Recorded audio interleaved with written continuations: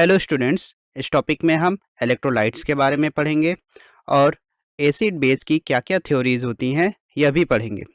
और साथ ही साथ यह देखने की कोशिश करेंगे कि किसी भी स्ट्रॉन्ग एसिड स्ट्रॉन्ग बेस या फिर वीक एसिड वीक बेस के केस में पीएच किस तरह से कैलकुलेट करते हैं। तो चलिए स्टार्ट करते हैं हम इलेक्ट्रोलाइट से।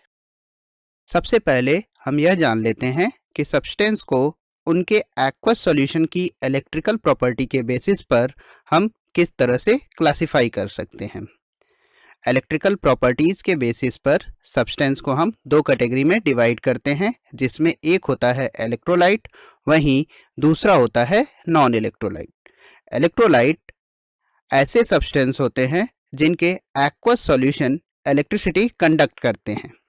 ये सब्सटेंस वाटर में डिसॉल्व करने पर डिसोसिएट होकर करेस्पॉन्डिंग आयंस देते हैं, जिसके कारण यह करंट को कंडक्ट कर पाते हैं, जैसे कि NaOH, HCl, NaCl etcetera. NaOH को वाटर में डिसॉल्व करने पर यह Na+ आयन और OH- आयंस में ब्रेक डाउन हो जाता है। वहीं नॉन इलेक्ट्रोलाइट्स के एक्वस सॉल्यूशंस इलेक्ट्रिसिटी को कंडक्ट नहीं करते हैं, क्योंकि यह वाटर में डिसॉल्व करने पर डिसोशिएट नहीं होते हैं, जैसे कि sugar, urea etcetera.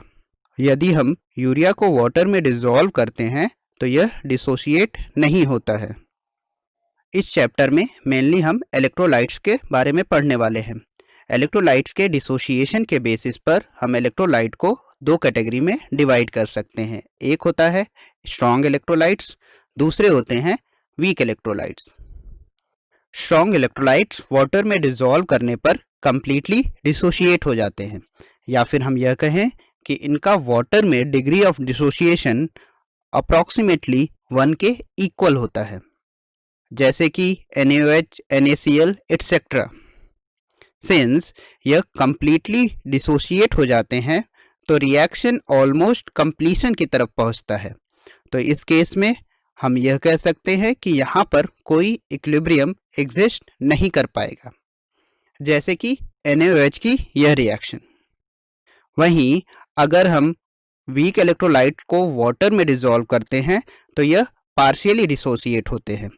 Partially dissociate होने से मतलब यह है कि यह सॉल्यूशन में अपने आयनाइज्ड और अनआयनाइज्ड दोनों फॉर्म में रहेंगे।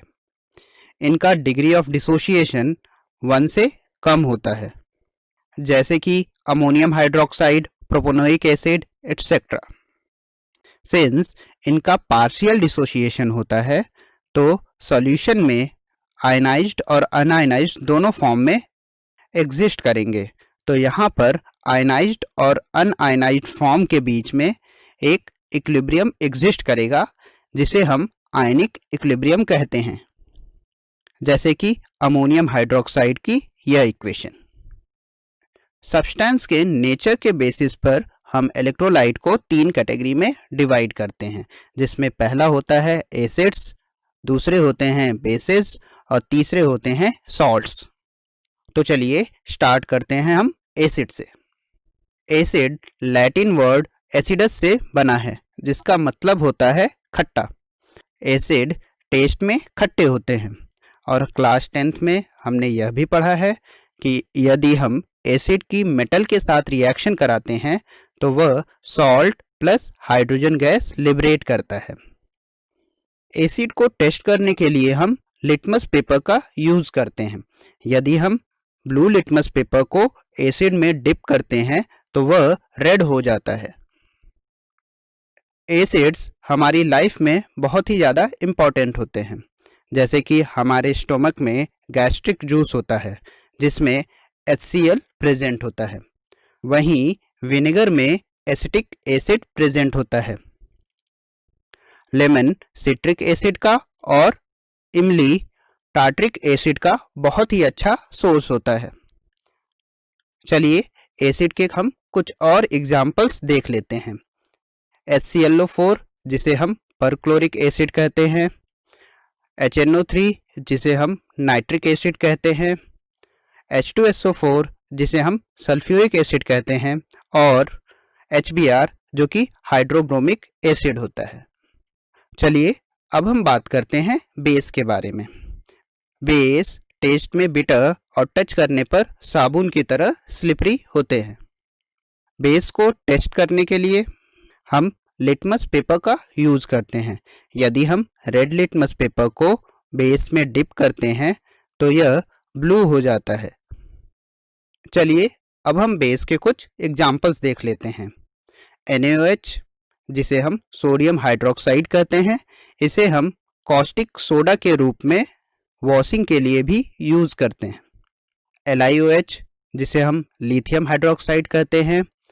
BaOH होल ट्वाइस, जो कि बेरियम हाइड्रोक्साइड होता है, और KOH, जो कि पोटेशियम हाइड्रोक्साइड होता है। अब हम बात करते हैं सॉल्ट्स के बारे में। हमने यह पढ़ा है कि सॉल्ट्स एसिड और बेस की रिएक्शन से बनते हैं, या फिर हम कहें सॉल्ट एसिड बेस की न्यूट्रलाइजेशन रिएक्शन के प्रोडक्ट होते हैं। यदि हम HCl को बेस मैग्नीशियम हाइड्रोक्साइड के साथ रिएक्ट कराते हैं तो हमें MgCl2 सॉल्ट मिलता है।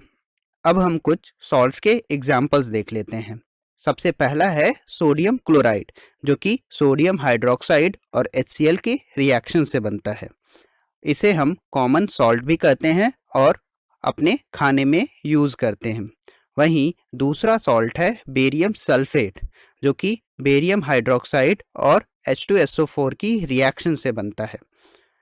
तीसरा सॉल्ट है सोडियम नाइट्रेट, जो कि सोडियम हाइड्रोक्साइड और HNO3 की रिएक्शन से बनेगा।